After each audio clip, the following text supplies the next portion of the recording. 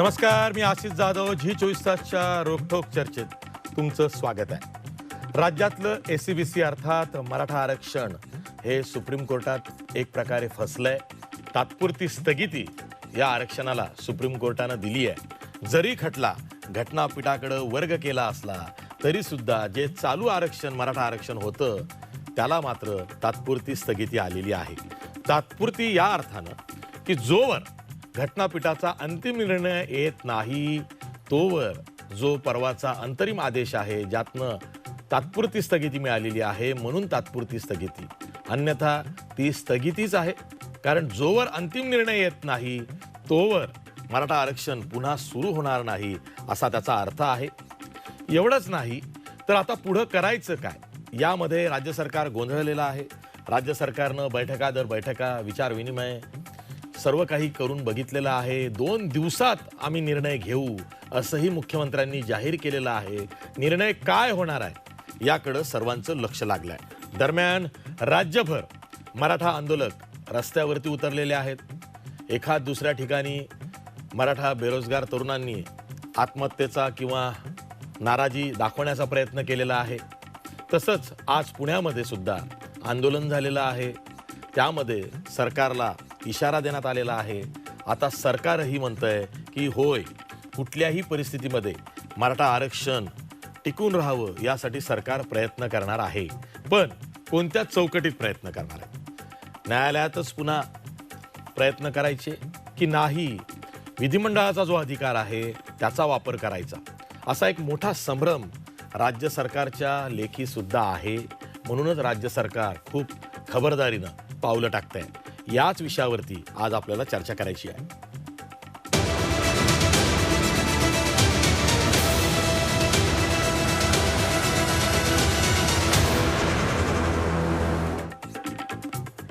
या चर्चेत सहभागी होण्यासाठी आपल्यासोबत मान्यवर पाहुणे आहेत. आपल्यासोबत काँग्रेसचे प्रवक्ते जे सरकारची बाजू मांडणार आहेत ते सचिन सावंत आहेत.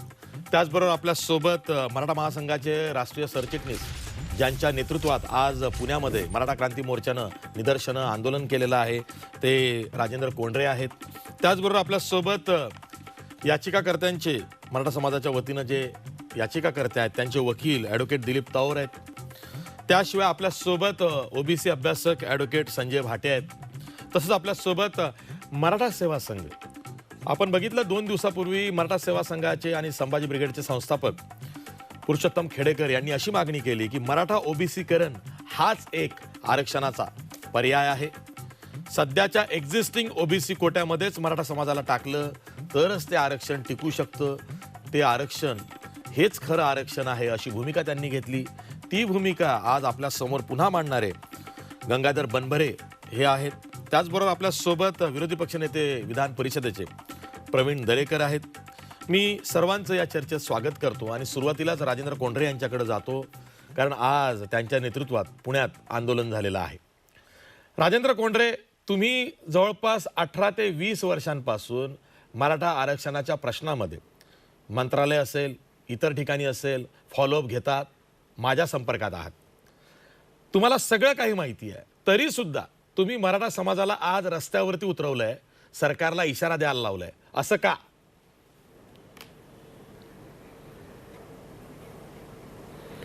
दोन गोष्टी होत्या की गेल्या 3-4 दिवसामध्ये ज्या घडामोडी झाल्या, वारंवार मराठा समाजाच्या आरक्षणाला ओबीसीतल्या काही घटक नेते हे वारंवार विरोध करत आहेत. त्यामुळं आम्हाला रस्त्यावर उतरून सरकारला इशारा देण्याची ही वेळ याच्यासाठी आलेली आहे की आत्ता 185च्या आसपास जाती 1995 साली ज्या पद्धतीने घुसडण्यात आल्या, ओबीसीचं जे पॉप्युलेशन आपल्या राज्यामध्ये आहे ते 32%, त्यांनी 32% जागा व्यापल्या आणि आमच्या हक्काचं मागासवर्ग आयोगाने जे दिलेलं आरक्षण मुंबई हायकोर्टाने टिकवलं ते एका 15 मिनिटाच्या झटक्यामध्ये त्याला स्टे होतो. आता जरी अंतरिम स्थगिती असली तरी आता मराठा आरक्षण हे पूर्णपणे अंधकारमय झालेलं आहे जोपर्यंत त्याचा स्टे वेकट होत नाही तोपर्यंत. त्या पार्श्वभूमीवर जे प्रश्न आहेत त्याच्यामध्ये लोकांमध्ये उद्विग्नता आहे, बेरोजगारीची भयानक समस्या आणि त्यातनं आरक्षण का एकमेव मार्ग आहे असं मी कधीच दावा करणार नाही. परंतु तो आमचा माध्यम ह्याच्यासाठी होता. इथं सचिन सावंत आणि दरेकर साहेब आहेत. 2 गोष्टी मला महत्त्वाच्या सांगायच्या आहेत की या आरक्षणाच्या प्रश्नाकडे एक महत्त्वाचं लक्ष की खुल्या कॅटेगरीमध्ये रिझर्व्ह कॅटेगरीचे सगळे लोक त्याच्यामध्ये येऊ शकतात ॲडमिशन आणि नोकरीसाठी. त्यामुळे पुढच्या भविष्य काळामध्ये जर ह्या आरक्षणाला स्टे दिसला तर दुर्बीण लावून मराठा शोधावा लागेल. त्यामुळं धोरणांमधल्या विसंगतीमुळं मराठा आरक्षणाची आम्हाला जास्त गरज आहे आणि ते आयोगाने दिलेलं आहे ते सुप्रीम कोर्टामध्ये टिकत नाही. त्यामुळं उद्विग्नतेनं लोक आता रस्त्यावर यायला लागलेली आणि रस्त्यावर आल्यानंतर तो जो आक्रोश आहे तो सरकारने ऐकावा एवढी अपेक्षा आहे. ठीक आहे. आपल्यासोबत गंगाधर बनभरे सुद्धा आहेत मराठा सेवा संघाचे. गंगाधर बनभरे, हीच भावना मराठा समाजामध्ये तुम्हाला दिसते आहे, खास करून मराठवाड्याचा विचार केला तर, कारण तुम्ही मूळचे मराठवाड्याचे आहात.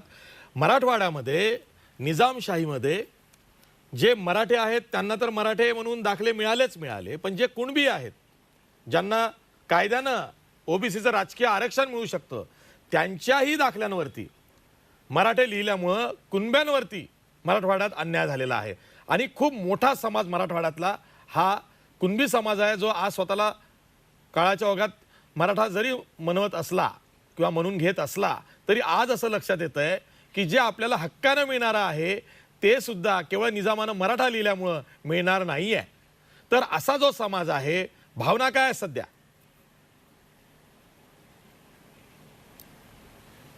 ते बरोबर आहे. सर्वांना जय जिजाऊ. विशेषतः मराठा आरक्षणाचा जो प्रश्न आता चिघळलेला ज्याप्रमाणे आहे त्यामुळे मराठा समाजामध्ये प्रचंड असंतोष आहे, अस्वस्थता आहे. आणि म्हणून याच्यावर जर मार्ग काढायचा असेल तर मराठा आरक्षण हा शब्द वारंवार उच्चारला जातो, पण त्याच्या पाठीमागची एक 2 मिनिटात मी भूमिका आपल्याला सांगू इच्छितो. मराठा सेवा संघाचं काय म्हणणं आहे. 1991 पासून पुरुषोत्तम खेडेकरांच्या नेतृत्वाखाली मराठा महासंघाला अनेक लोकांनी आम्ही आंदोलनं केलेली आहे. जी मूळ भूमिका आहे, आता आपण उल्लेख केला, मराठा आरक्षणाच्या संदर्भात आमची स्पष्ट अशी भूमिका आहे की ओबीसी आणि मराठा हा संघर्ष लावणे, आरक्षणाच्या लाभार्थी जातीमध्ये संघर्ष व्हावा हे आम्हाला बिलकुल अपेक्षित नाही. आम्ही मराठा आरक्षण मागत नाही आहोत, तर आम्ही फक्त घर वापसीची मागणी केलेली आहे. ती कशी मागणी केलेली आहे तर मुळामध्ये 1942 पर्यंत 1902ला शाहू महाराजांनी आरक्षण दिलं आणि 1942 पर्यंत या मागास समजल्या जाणाऱ्या सर्व जाती, शेतकरी जाती त्याच्यामध्ये होत्या. आणि 42ला ब्रिटिश सरकारने एक कमिशन आणलं मागास जातीसाठी आणि त्यानंतर ओबीसी सदृश प्रवर्ग तयार करून 240 जातीचा त्याच्यामध्ये समावेश केला. आणि या समावेशामध्ये माळी होते, धनगर होते, कुणबी होते, मराठा होते. पण पुढे जेव्हा स्वतंत्र भारत 1950ला झाला, 1960ला महाराष्ट्र झाला आणि महाराष्ट्र सरकारने देशमुख कमिटी स्थापन केली आणि त्या माध्यमातून जे काही नवा अहवाल देशमुख कमिटीने 61ला दिला त्या माध्यमातून माळी, तेली आणि मराठा या 3 जातीला ओबीसी समकक्ष आरक्षणातून वगळण्यात आलं. आणि त्यानंतर 1967 साली हा खूप महत्त्वाचा मुद्दा आहे की 13 ऑक्टोबर 1967ला 180 जाती त्या ओबीसीमध्ये घालण्यात आल्या आणि त्या 180 जातीमध्ये सुद्धा मराठा, तेली आणि माळी समाजाचा समावेश नव्हता, कुणब्यांचा होता.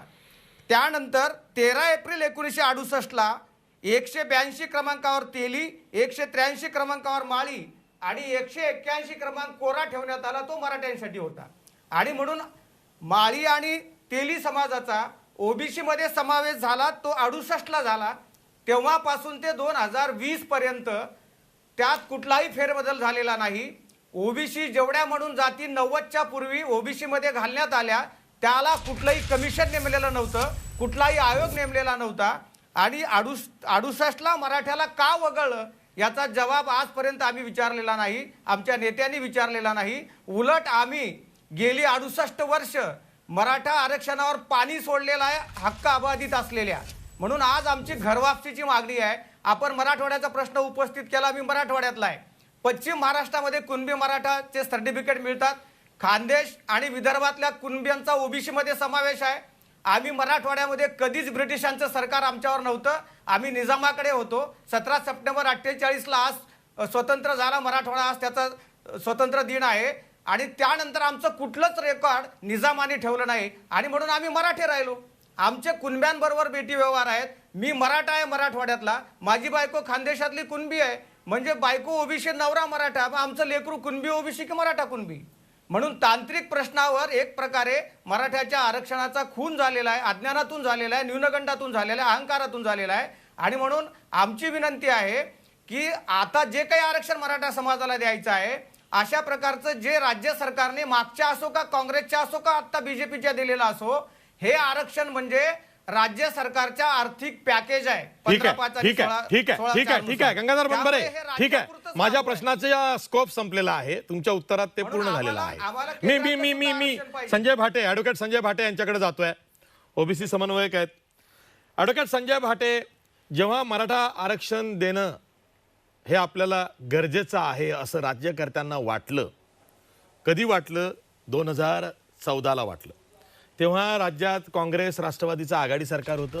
अध्यादेश काढला, निवडणूक झाली, नंतर त्या अध्यादेशाला हायकोर्टामध्ये चॅलेंज करण्यात आलं आणि तो लॅप्स झाला. नंतर मग फडणवीस सरकार आलं भाजपचं, त्यांनी पुन्हा मग अध्यादेश काढला आणि नंतर मग पुन्हा जेव्हा त्याला हायकोर्टानं अवैध ठरवलं किंवा तुम्ही पुन्हा त्याला रिवाईज करून असं सांगितलं आणि नंतर मग पुन्हा हे आरक्षण लागू झालं, तेव्हाही हायकोर्टानं आरक्षणाची जी 16% आरक्षणाची टक्केवारी होती ती कमी करून 12 ते 13% केली आणि आरक्षण वैध ठरलं, ग्राह्य झालं, लागू झालं.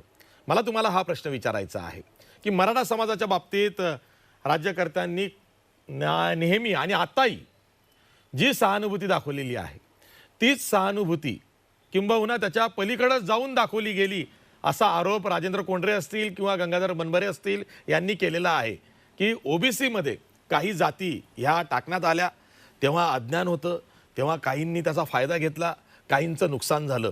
याची चिकित्सा आत्ता करणं योग्य आहे का?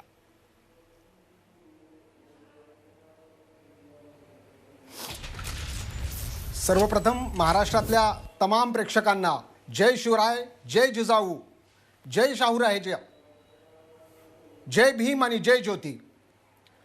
गोबेल्स पद्धत, हिटलर हा एक गोबेल्सी पद्धतीची प्रचारतंत्र वापरत होता आणि ओबीसीच्या आरक्षणाचा जेव्हा जेव्हा प्रश्न येतो त्यावेळेला ओबीसी आरक्षणाचे विरोधक, मी मराठा आरक्षणाचे समर्थक म्हणणार नाहीत, कारण या लोकांचा जास्त करून इंटरेस्ट ओबीसी आरक्षणाला विरोध करण्यात आहे. त्यामुळे हे ओबीसी आरक्षणाचे विरोधक नेहमी अशा प्रकारचा शब्दप्रयोग वापरत असतात की ओबीसी आरक्षणात घुसेखोरी करण्यात आली, ओबीसी आरक्षणात वाटेल तशी नावं घालण्यात आली. आशिष, 1900 मंडल आयोगाच्या निकालाच्या अगोदर राज्य शासन तज्ज्ञ समिती नेमून अशा प्रकारचे निर्णय घेत असे. 1993ला जेव्हा मंडल आयोगाचा निर्णय आला त्याच्यानंतर राज्य मागासवर्ग आयोग आला.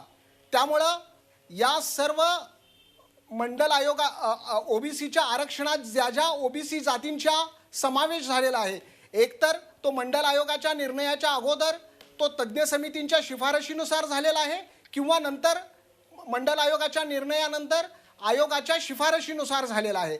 असं असताना देखील वारंवार मंडल आयोग ओबीसीच्या आरक्षणात कुणाचीही कशीही नावं घुसडणी गेलेत आहे अशा प्रकारचा गोबेल्सी पद्धतीचा प्रचार ओबीसी आरक्षणाचे विरोधक करण्यात येतात.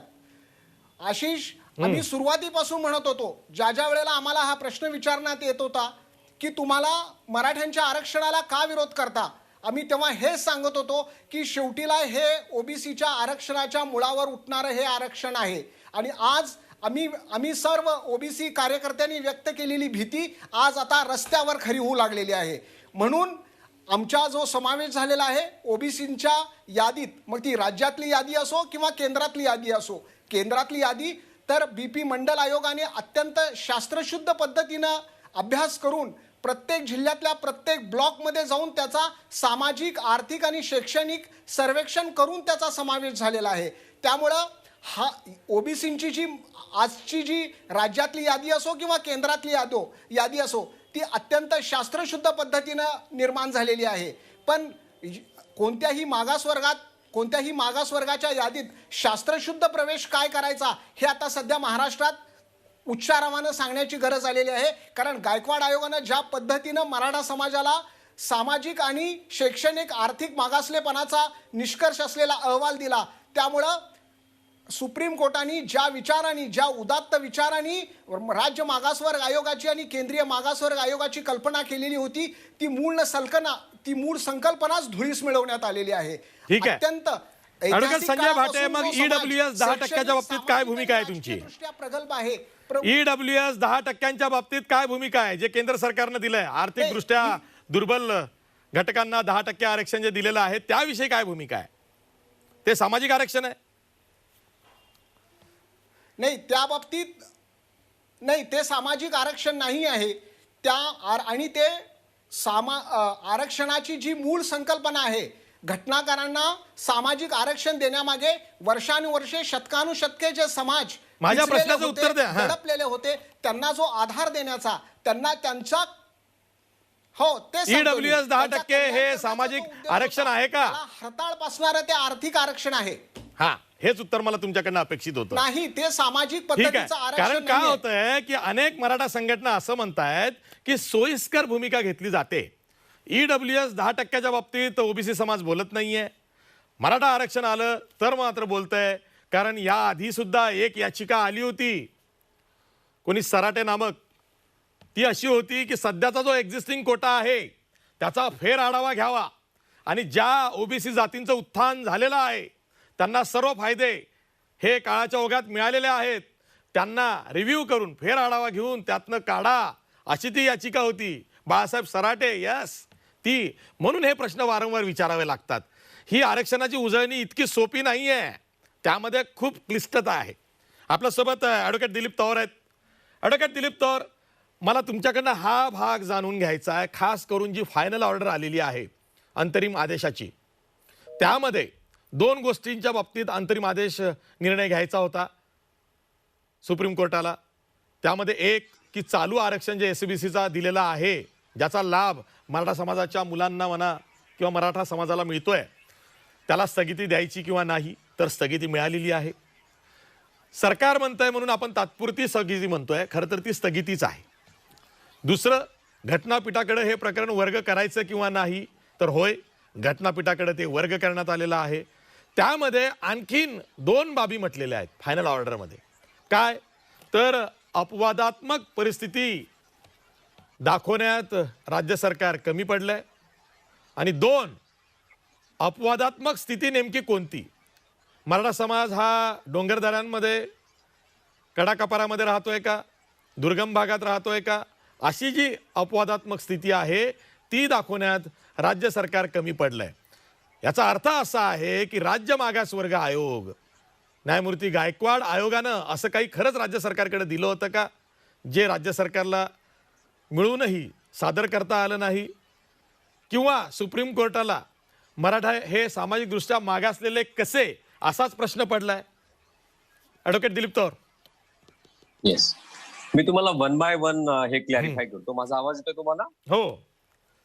हा, तर सर्वप्रथम स्टे जो दिलेला आहे सुप्रीम कोर्टने, तो कशा प्रकारचा आहे? तो अंतरिम आहे का त्याचा इफेक्ट फायनल आहे? म्हणजे तुमचं म्हणणं आहे की अंतरिम आदेश आहे परंतु त्याचा इफेक्ट हा अंतिम आहे, असंही तुमचं म्हणणं आहे. आणि हा एक्स्ट्रॉर्डिनरी सिच्युएशन मध्ये मराठ्यांचं आरक्षण बसतंय की नाही बसत, यावर सुप्रीम कोर्टला काय म्हणायचं हेही तुम्हाला विचारले.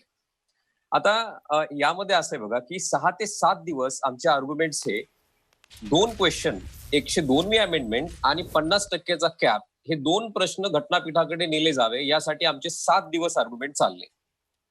आणि कोर्टाने आम्हाला असं इंडिकेट केलं होतं की आपण हे आर्ग्युमेंट संपवू आणि त्यानंतर स्टेच्या बाबतीतल्या आर्ग्युमेंटसाठी पुन्हा एक आम्ही तुम्हाला डेट देऊ.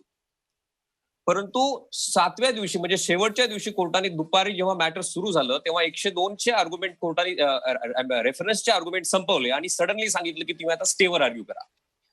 त्याच्या परिस्थितीमध्ये स्टेवर जेवढं जमेल तेवढं प्रत्येकाने आर्ग्यू केलं, परंतु वेळ खूप लिमिटेड होती आणि इश्यू खूप मोठा होता. आता जेव्हा ऑर्डर समोर आल्यानंतर एक लक्षात आलं की कोर्टानं तिथे एक निष्कर्ष मांडलाय, तो प्रायमा फेसी व्ह्यू कोर्टाने मांडलेला आहे की जो मराठा आरक्षण कायदा हा प्रायमा फेसी अनकॉन्स्टिट्युशनल आहे. प्रायमा फेसी अनकॉन्स्टिट्युशनल का आहे? कारण की जो कोर्टाच्या म्हणण्यानुसार इंद्र स्वानी आणि नागराज हे लार्जर बेंचचे जजमेंट आहेत आणि ह्या लार्जर बेंचच्या जजमेंट प्रमाणे 50%च्या वर आरक्षण देता येत नाही आणि म्हणून आम्हाला असं वाटतं की हा कायदा प्रायमा फेसी अनकॉन्स्टिट्युशनल आहे आणि म्हणून आम्ही एक्स्ट्राऑर्डिनरी ह्या सिच्युएशन मध्ये आम्ही याला स्टे देतोय, असं कोर्टाचा निष्कर्ष आहे. अजून दुसरी बाब कोर्टाने असं म्हणले की महाराष्ट्र सरकार एक्स्ट्राऑर्डिनरी सिच्युएशन 50%मध्ये का बसतायत हे एक्स्ट्राऑर्डिनरी सिच्युएशन म्हणजे अपवादात्मक स्थिती. हा, नाही नाही 1 मिनिट. हा, अपवादात्मक स्थिती काय आहे हे महाराष्ट्र सरकार महाराष्ट्राच्या कोर्टाला दाखवू प्रेक्षकांना शकत इंदिरा नाही. असं साहनींचं जजमेंट काय होतं, काय होते सगळं पाठ झालं बरं का ऍडव्होकेट दिलीप तौर. तुम्ही थोडं स्पीडअप येस येस येस हा येस येस तर कोर्टाचं असं म्हणणं आलं की अपवादात्मक परिस्थिती दाखवू शकलं नाही. अहो, पण अपवादात्मक परिस्थिती दाखवण्यासाठी कोर्टानं वेळ कुठं दिला? कोणालाच वेळ दिलेला नाही. अपवादात्मक परिस्थिती दाखवायसाठी तुम्हाला गायकवाड कमिशनच्या पेज नंबर 1300 पासून पेज नंबर 1600 पर्यंत वाचवा लागेल, जिथे गायकवाड कमिशननी क्लिअरली ही केस इंद्र सुहानी आणि नागराजच्या जे काही सिच्युएशन आहे त्यामध्ये का येत नाही, त्याच्यापेक्षा वेगळी का आहे हे दाखवलेलं आहे. आता अपवादात्मक परिस्थिती फक्त फार फ्लंग एरियाज म्हणजे फक्त झोपडीवर कुठेतरी एका पाड्यावर वस्तीवर राहणं असं होत नाही. तुम्ही जर इंद्र सुहानी परत एकदा वाचलं तर त्याच्या पुढे कॉमा आणि ईटीसी एक्सेट्रा आहे, म्हणजे अदर सिच्युएशन सुद्धा आहेत. आणि ह्या अदर सिच्युएशन गायकवाड कमिशनच्या रिपोर्टमध्ये खूप व्यवस्थितपणे मांडलेल्या आहेत. परंतु अनफॉर्च्युनेटली सुप्रीम कोर्ट ह्या कुठल्याच गोष्टीमध्ये गेलं नाही. त्यामुळं आपली फिट केस आहे रिव्ह्यूसाठी, रिकन्सिडरेशनसाठी, की तुम्हाला जर स्टे द्यायचा असेल इंटरिम तर तुम्ही संपूर्ण गायकवाड कमिशन बघा, वाचा, त्याचा निष्कर्ष काय दिलेत ते बघा, त्याची चाचपणी करा आणि नंतर तुम्ही हे स्टे द्यायला पाहिजे का नाही द्यायला पाहिजे याच्यावर विचार करा. मला खात्री आहे की सुप्रीम कोर्टला याच्यावर विचार करावा लागेल, कारण सुप्रीम कोर्टने हे न बघता हे निष्कर्ष नोंदवलेले आहेत. असं कसं तुम्ही निष्कर्ष नोंदवू शकता प्रायमा फेसिया अनकॉन्स्टिट्युशनल आणि तुम्ही गायकवाड कमिशन बघत पण नाहीयेत. 3 व्हॉल्युम्स आहे, 6 व्हॉल्युम्सचा गायकवाड कमिशन 1300 ते 1600 पेज पर्यंत जी फाइंडिंग दिलेली आहे गायकवाड कमिशननं, तुम्ही वाचत नाहीत, कोणीही बघत नाही आणि तुम्ही म्हणता प्रायमा फेसी अनकॉन्स्टिट्युशनल. तर मला वाटतं की ही सुप्रीम कोर्टची ऑर्डर चुकीची आहे आणि यात रिव्ह्यू करणं खूप गरजेचं आहे आणि स्टेट गव्हर्नमेंट याच्यामध्ये रिव्ह्यू केला पाहिजे. किती दिवसात हा रिव्ह्यू पिटिशन ही दाखल करावी लागते? 30 दिवसाचा वेळ आहे त्यासाठी. आणि जर महाराष्ट्र शासनाने ठराविक कालावधीमध्ये काही केलं नाही तर इंटरव्हेनर म्हणून आता सध्या आम्ही सगळे वाट बघून आहोत. 10 ते 11 इंटरव्हेनर आहेत त्याच्यामध्ये, वेगवेगळे. विनोद पाटील आहेत आणि बरेचसे सगळे कार्यकर्ते आहेत, दिलीप पाटील, राजेश टेकाळे, स्वाती नखाते वगैरे, हे सगळे जे 10-12 लोक आहेत हे वाट बघतील. राजेंद्र कोंडरेजी पण आहेत त्याच्यामध्ये, हे सगळे वाट बघतील. ऍडव्होकेट दिलीप 10-15 दिवस. मला माहिती आहे ऍडव्होकेट संजय भाटे हात का वर करतायत. त्यांना असं विचारायचं आहे की आम्ही चॅलेंज करतोय न्यायमूर्ती गायकवाड आयोगाच्या अहवालाला, पण मला असं वाटतं ज्या अर्थी हायकोर्टानं त्यावरती एन्डॉर्स केलेला आहे त्या अर्थी सुप्रीम कोर्ट हा विचार करणार नाही व्हॅलिडिटीचा गायकवाड आयोगाच्या रिपोर्टच्या. 1 मिनिट आशिषजी, जेव्हा एखादं कमिशन फाइंडिंग रेकॉर्ड करतं तेव्हा हे कमिशनच्या फाइंडिंग ह्या फायनल फाइंडिंग्स असतात आणि सुप्रीम कोर्ट आणि घटनात्मक कुठलंही कोर्ट अशा फाइंडिंगला सहजासहजी लुक ओव्हर किंवा सेट असाइड करू शकत नाहीत, कारण ह्या फाइंडिंग्स ऑफ फॅक्ट कमिशननं रेकॉर्ड केलेले आहेत, त्याच्यावर जजमेंट्स आहेत. सुप्रीम कोर्ट असं कोर्ट ऑफ अपील होऊ शकत नाही एखाद्या फाइंडिंग ऑफ फॅक्ट रेकॉर्ड केलेल्या कमिशन. आणि कमिशननी प्रत्येक गोष्ट, हे बघा, सोशल बॅकवर्डनेस कसं आयडेंटिफाय करायचं हे घटनेमध्ये पण लिहिलेलं नाहीये, परंतु गायकवाड कमिशननी यावर भाष्य करताना सुरुवातीला ती टेस्ट दिली आहे की जर घटना हे प्रोव्हाइड करत नाही तर आम्ही 1, 2, 3, 4, 5, 6 ह्या पद्धतीने आम्ही सोशल बॅकवर्डनेस समाजाचा तपासू. त्यांनी हे तपासलेलं आहे व्यवस्थितपणे. अनफॉर्च्युनेटली तुम्ही इंटरिम स्टे देता आणि गायकवाड कमिशन वाचत नाहीत, म्हणजे काय? व्हॉट इज दिस? ठीक आहे. आपल्यासोबत विधान परिषदेचे विरोधी पक्ष नेते प्रवीण दरेकर आहे. खरं तर जसा अधिकार त्यांना विधान परिषदेमध्ये आहे की ते बसल्यावरती त्यांच्यापासून सुरुवात करायची, तसंच मला करायचं होतं, पण ते उशिरा आल्यामुळं मी आता त्यांच्याकडे शेवटी जातोय. तर प्रवीण दरेकर, प्रश्न असा आहे की जेव्हा 2014 मध्ये पहिल्यांदा अध्यादेश आघाडी सरकारने काढला, राणे समितीच्या अहवालावरून काढला आणि मराठा समाजाला 16% आरक्षण दिलं, नंतर मग ते हायकोर्टात चॅलेंज झालं. फडणवीस सरकारनं सुद्धा ते जसंच्या तसं लागू करण्याचा प्रयत्न केला. तिथंच माझ्यासारख्याला शंका आली की फडणवीस सरकार स्वतःचा रोडमॅप घेऊन आरक्षण लागू करत नाहीये. मागच्या सरकारनं चूक केली असेल तीच पुढे नेते आहे आणि पुढे जाऊन यामध्ये पुन्हा तसंच काहीसं होऊ शकतं की हे आरक्षण टिकेल की नाही, कारण मागच्या सरकारचा जो अध्यादेश होता त्याला फक्त राज्य मागासवर्ग आयोगाचं, तेही हायकोर्टाने सांगितल्यानंतर अधिष्ठान जोडलं गेलं, हायकोर्टामध्ये ते वैध ठरलं. आता सुप्रीम कोर्टानं त्याला स्थगिती दिलेली आहे. यामध्ये दोन्ही सरकार, म्हणजे मागचं आघाडी सरकार ज्यांचा मूळ ड्राफ्ट होता आणि दुसरं सरकार फडणवीस सरकार ज्यांनी तोच मूळ ड्राफ्ट उचलून त्याला इतर पूरक बाबी किंवा राज्य मागासवर्ग आयोगाचं अधिष्ठान वगैरे मिळवून दिलं आणि तेच कॅरी फॉरवर्ड केलं. दोन्ही सरकार आज दोषी दिसत आहेत. मराठा समाजाला तो सुद्धा रोष आहे. त्यामुळे राजकीय पक्षांवरती मराठा समाजाचा हा रोष आहे की तुम्ही आम्हाला आरक्षण देऊ करताय, पण ते कायद्याच्या चौकटीत, घटनेच्या चौकटीत टिकेल की नाही याचा विचार करत नाही आहात. आणि मग आज जी आमची फसगत झाली आहे त्याला जबाबदार कोण? सर्वच राजकीय पक्षांना मराठा समाज प्रश्न विचारतोय.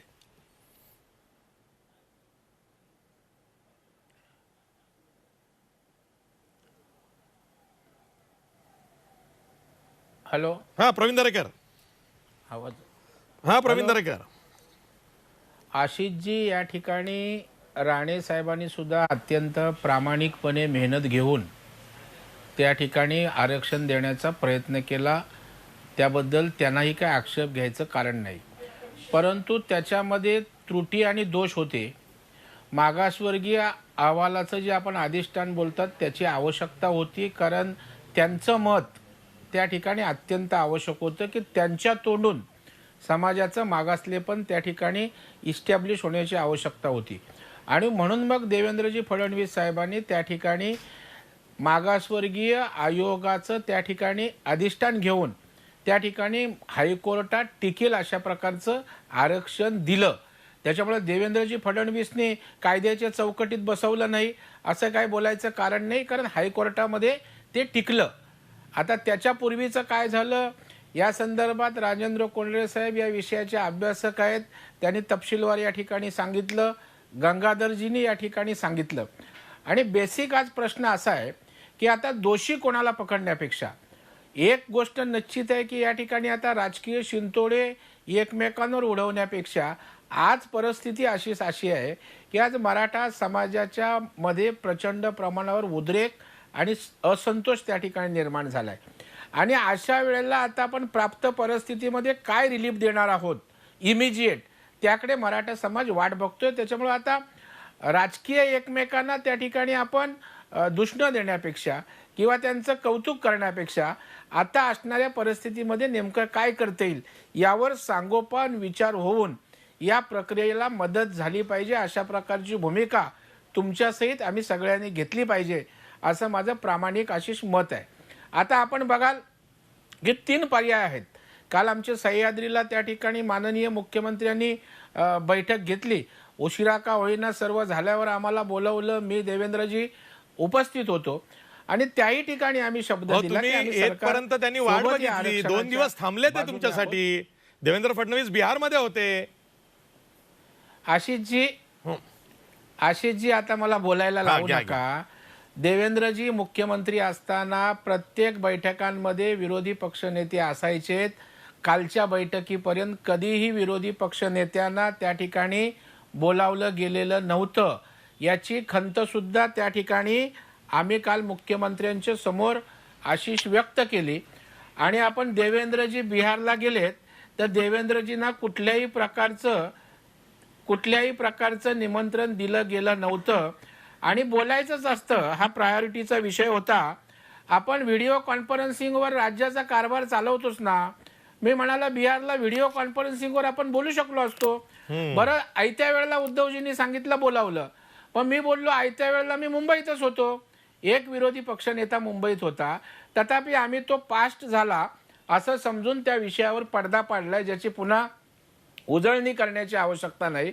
आता तिसऱ्या पर्यायापैकी आपल्याला जो पर्याय हातात आहे की त्या ठिकाणी जी स्थगिती दिली त्या स्थगिती पूर्तती उठवण्यासंदर्भात घटनापीठाकडे जाणं.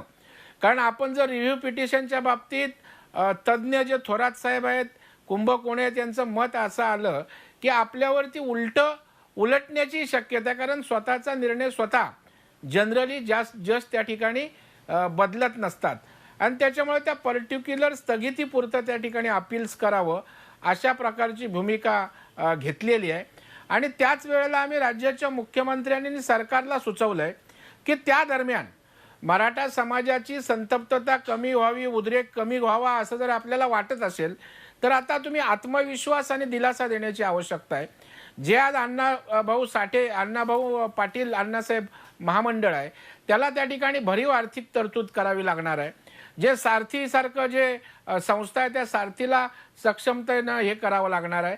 कारण आज मराठा समाजाला नोकऱ्या नाहीत तर निदान त्या ठिकाणी आर्थिकदृष्ट्या ताकद देऊन जे लाभ त्यांना आरक्षणाच्या माध्यमातून मग प्रवेशाच्या संदर्भात मेडिकल किंवा इतर प्रतिपूर्ती असेल त्यासाठी त्या ठिकाणी मोठी तरतूद करावी आणि त्याच्यामुळे आरक्षण होईपर्यंत त्यांना लाभार्थी म्हणून जेवढं काही देता येईल तो देऊन विश्वास त्यांच्या मनामध्ये आशिष निर्माण करण्याची आवश्यकता आहे.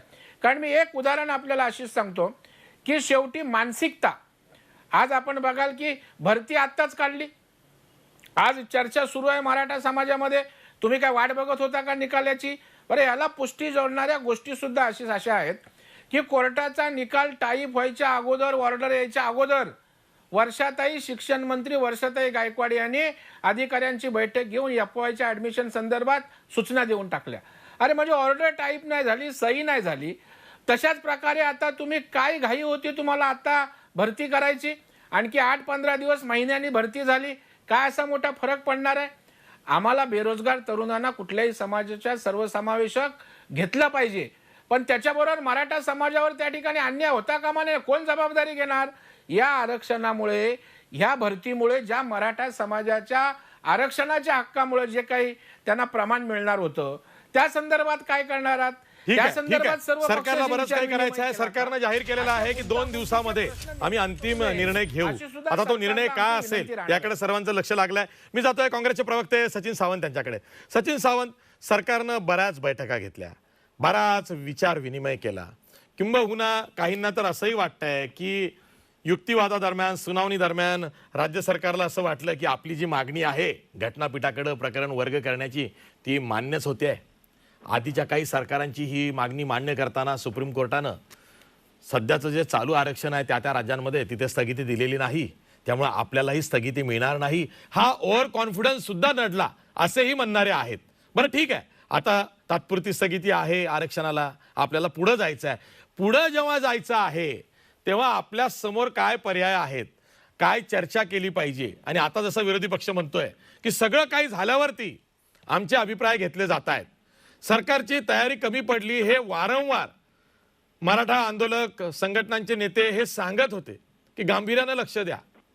अनेक वेळा वकिलांची जेव्हा निवड झाली तेव्हा काहींनी काही नावांवरती आक्षेप सुद्धा घेतला. हे आधीपासून ह्या गोष्टी होत गेल्या आणि आता जेव्हा स्थगिती मिळाली तेव्हा मराठा समाज हा संतप्त झालेला आहे. त्यांना असं वाटतंय की हे माहिती असताना सुद्धा आम्हाला विश्वासात घेतलं गेलेलं नाही. नाही, आता मला काय अपप्रचारच करायचा झाला तर त्याला आता काही सीमा नाही आणि म्हणूनच विरोधी पक्षांच्या भूमिकेकडे जास्त लक्ष देण्याची गरज आहे.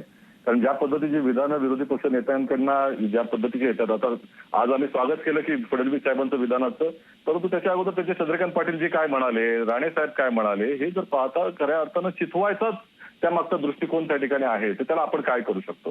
तुम्ही एक लक्षात घ्या की गेल्या 5 वर्षामध्ये फडणवीस सरकार असताना कितींदा विरोधी पक्षाच्या लोकांना बोलवण्यात आलं, ह्याच्याबद्दल जर चर्चा करायची झाली तर त्याच्यामध्ये त्या ठिकाणी निश्चितपणे प्रकाश पडेल.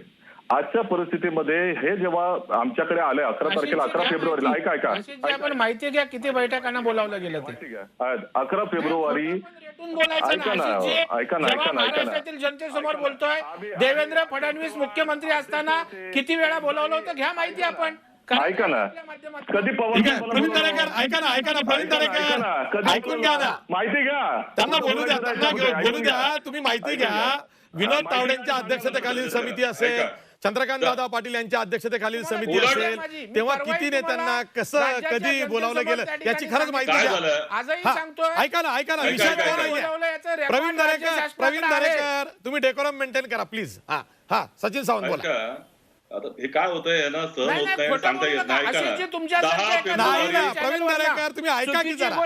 अहो ते 2014 पासून म्हणतायत, 2014 पासून म्हणतायत, तुमच्या मागच्या वर्षाचं म्हणत नाहीये तुम्ही आल्या तेव्हापासून. ऐका ना जरा. ऐका ना फडणवीस साहेबांनी काय बोलला प्रवीण दरेकर, हो ऐकून घ्या की प्रवीण दरेकर. आता मला बघा, आपण वेगळ्या विषयाकडे चर्चा करतो साहेब. तुम्ही सन्मान्य विरोधी पक्ष नेते आहात, तुमच्या बोलण्यामध्ये मी एकही शब्द बोललो नाही, तुम्ही मला पूर्णपणे बोलून दिलं. आणि जर असं असेल तर या पद्धतीनं जर करायचं असेल तर आम्हालाही करता येतं तेवढ्या पद्धतीने. तुम्हाला माझी विनंती ऐका प्रवीण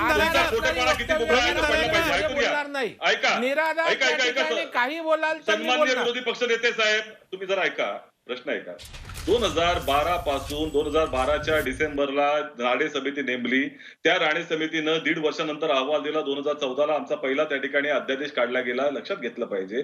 आणि तो अध्यादेश ज्या वेळेला जून महिन्याचा अध्यादेश होता आणि डिसेंबर महिन्यामध्ये तो व्यपगत झाला. लक्षात घ्या, व्यपगत का होऊन दिला गेला याच्या संदर्भामध्ये त्या ठिकाणी काही भूमिका घेतली नाही. शासन बदललं होतं नोव्हेंबर महिन्यामध्ये, नोव्हेंबर 2014 मध्ये. हायकोर्टामध्ये जाऊन त्या ठिकाणी वकील देखील गेला नव्हता. या संदर्भामध्ये आम्ही त्या लोकांमध्ये आवाज जर उठवायचा प्रयत्न केला असता आणि असंतोष माजवायचा प्रयत्न केला असता तर फार मोठ्या प्रमाणामध्ये करता आला असता आम्हाला. त्यानंतर जो आमचा ESBS चा अध्यादेश होता तसाच तो ESBS ऍक्ट ह्याने आणला, एकही शब्द बदलला नाही. आम्ही हे म्हटलं नाही की तुम्ही काय त्या ठिकाणी भूमिका घेतलीत. लक्षात घ्या, 2014 नंतरच्या म्हणजे ह्याचं सरकार आल्यानंतर जवळपास 3 वर्ष यांनी गायकवाड कमिशन म्हणजे मागासवर्गीय आयोग हा शब्दच उच्चारला नव्हता न्यायालयामध्ये. 3 वर्ष यांनी शपथपत्र दाखल केलं नव्हतं. त्यावेळेला आम्ही संदर्भामध्ये काही बोललो नाही. 3 वर्षानंतर यांना उपरती आली की नाही गायकवाड कमिशन आपल्याला नेमलं पाहिजे. नेमताना किती वर्ष लागली लक्षात घ्या, जवळपास वर्षभर त्याच्यावरती चर्चा चालू होती. पहिला अध्यक्ष गेले, नंतर दुसरे आले. तुम्ही या संदर्भामध्ये जेव्हा ACBC ऍक्ट आणला, ACBC ऍक्ट आणि ESBC ऍक्ट मधला काय फरक आहे? एका शब्दाचा तरी फरक आहे का? तुम्ही अभ्यास करा त्याच्यामध्ये. पण म्हणण्याचा उद्देश असा आहे की आम्हाला जर चितवायचं असतं लोकांना तर आम्ही 4-5 वर्ष करता आले असते आम्हाला. आम्ही लोकांना त्या ठिकाणी केलं नाही. आणि यांची विधानं काय होती चंद्रकांत पाटलांची? लक्षात घ्या की राष्ट्रवादी काँग्रेस आणि काँग्रेस पक्ष चितवायचा प्रयत्न करतायत, आम्ही त्याला ते होऊ देणार नाही, लोकांना भडकवायचा प्रयत्न करतायत. आम्ही एक शब्दही बोललो नव्हतं. आज आम्ही बोलतोय का? परंतु तुमची भाषा काय आहे तुम्ही लक्षात घ्या.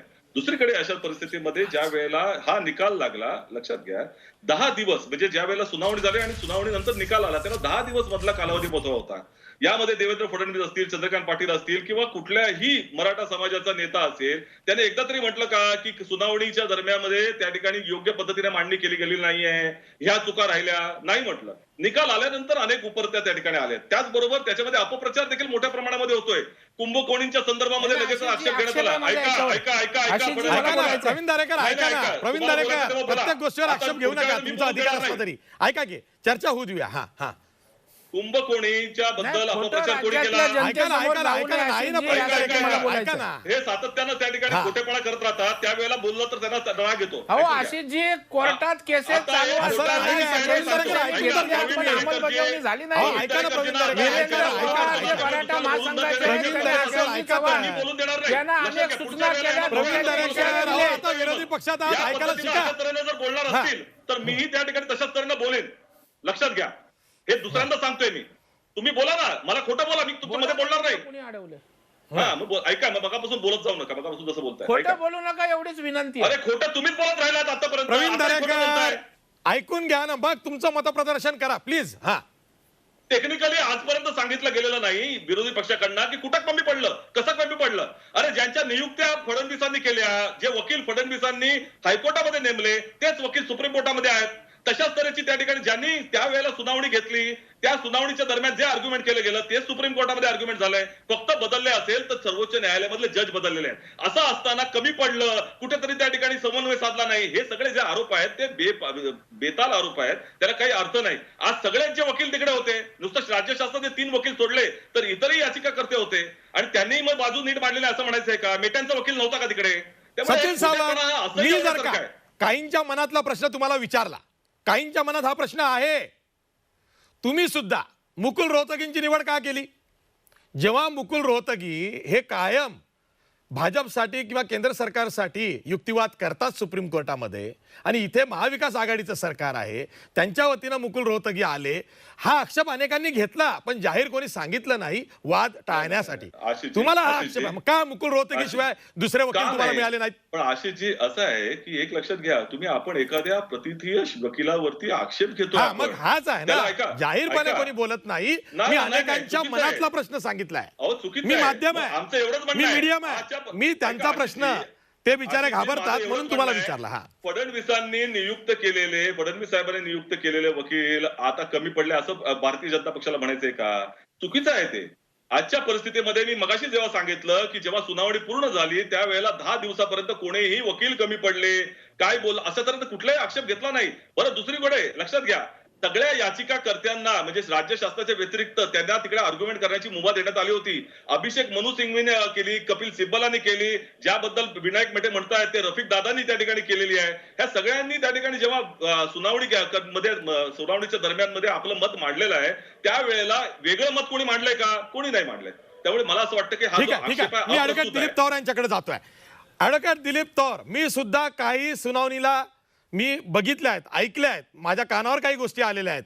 जेव्हा माननीय सुप्रीम कोर्ट हे वारंवार विचारत होतं की आत्तापर्यंत आलेली जी माहिती आहे तीच वारंवार सांगू नका, नवीन काही सांगा, नवीन मुद्दे मांडा, नवीन सांगा, असं म्हणत असताना जेव्हा फायनल ऑर्डर आता अंतरिम आदेशाची येते त्यामध्ये सरळ सांगितलं जात आहे की अपवादात्मक स्थिती, एक्स्ट्रा ऑर्डिनरी सिच्युएशन प्रूव्ह करण्यात, दाखवून देण्यात सरकार कमी पडलंय, राज्य सरकार कमी पडलंय असं त्यात म्हटलेलं आहे.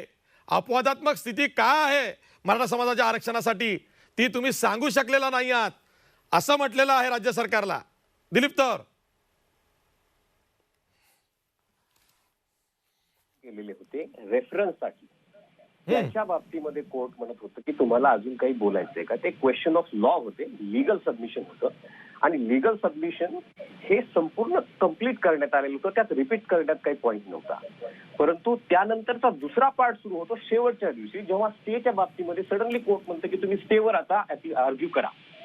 आणि कोणाला, प्रत्येक पार्टीला ह्या साईडच्या म्हणजे स्टेट आणि इंटरव्हेनरला खूप कमी वेळ मिळाला स्टेच्या बाबतीमध्ये आर्ग्यू करण्यासाठी, कारण तो खूप मोठा विषय होता.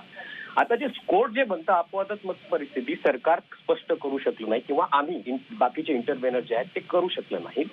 माझं रिस्पेक्टफुल सबमिशन असं आहे, मत असं आहे की सुप्रीम कोर्टची ती फाइंडिंग चुकीची आहे.